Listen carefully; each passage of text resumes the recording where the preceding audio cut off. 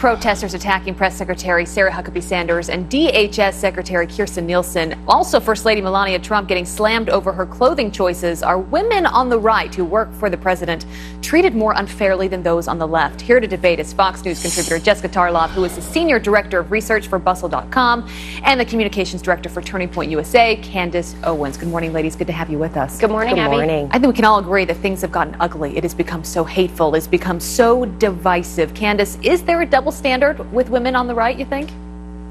Of course there's a double standard. I mean, it's incomprehensible and indefensible, and anybody with a modicum of decency will admit that what's going on here is wrong. I can't even fathom a world where Obama's daughters are threatened with pedophilia by somebody in Hollywood in the same week that someone in his administration is kicked out of a restaurant with 7 members of their family just for wanting to eat. We would never hear the end of the claims of racism. This would not be allowed whatsoever, and it should not be allowed just because this is Donald Trump's administration. Jessica, your response?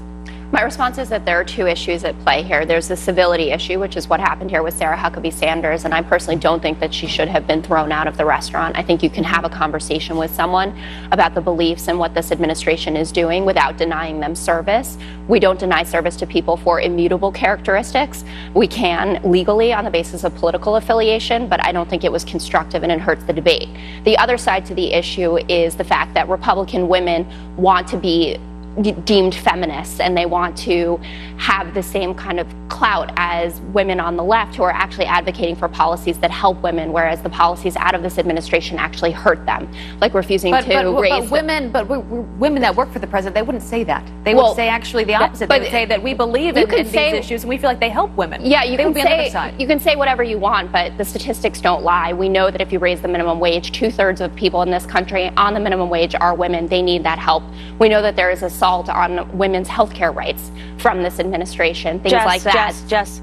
Jess, please, I hate this selective feminism that we hear on the left all the time, okay? Well, don't make this a feminism issue, because it's not a feminism issue. But it is, when you're going out and attacking women, you're not, I'm not done, okay? When you're going out and attacking women, you are not a feminist. This is not defensible whatsoever. And you sit here and you say this because you care about mothers. The basis of this is that people are upset that illegal immigrants are being separated from their mothers. Why don't you refocus some of that energy to the black community? They've been having their families separated. In fact, it's subsidized in the black community. You appreciate single motherhood. You are giving more money to families for fatherless absence. So all of this selective fake outrage when you guys do not have the same defenses for the black community is really lost on me. And it's time's up on this altogether. I think the black community has had enough of you guys being selectively outraged for parents of illegal immigrants, but not for the parents of the black community who have been separated from their family for about 6 decades. All right, and ladies, I just want to point out, let's keep this civil.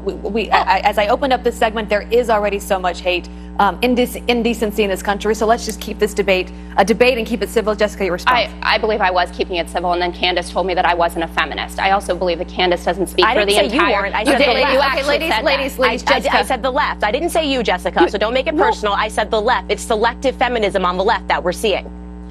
I disagree with you, and I'm going to do that politely. I'm going to return to my original argument, which is that we have heard this for years, that Kellyanne Conway, Sarah Huckabee Sanders, and all the women who work for this president and support his agenda aren't getting their due. They're not getting their due from the feminist community because they're advocating for policies that hurt women, that keep them in a bad economic position, that don't allow them to live equally in this society. They deny the wage. Yes. Same for the black women. That's fine. Do you think that Kirstjen Nielsen should be harassed because of her position and because of what is going on with immigration? Do you think because of that she deserves to be treated the way that she does? She was essentially forced out of a Mexican restaurant, protesters in there. You may disagree with her, but do you think the way she's been treated is fair? I think that what Kirstjen Nielsen did in initially coming out and lying about what this president's policy did, then having to backtrack on it, puts her in a very tenuous position. That wasn't my question, though. I think that people should have civil conversations about it and certainly have every right as a public official to come up to her table and to call her out on her lies and this administration's lies. If she wants to leave because of it, that's on her. But she should be open to that dialogue with the American public who is dissatisfied. Candace, very quickly, this is a very very slippery slope. The left should stop this, because then you're basically saying that in the future this is going to be allowed in administrations that you do support. And as I said, the selective outrage for illegal families, when this has been going on in the black community, no one talks about the fathers that are separated, the fathers that are behind bars, the fathers that are buried on the south side of Chicago and in Baltimore. So again, this is completely, to me, seems like fake outrage, and I don't support it whatsoever. Candace, that's why President Obama had his father's program. Yes, we was do Obama's talk about it. administration that sanctioned those programs. Candace and Jessica, we will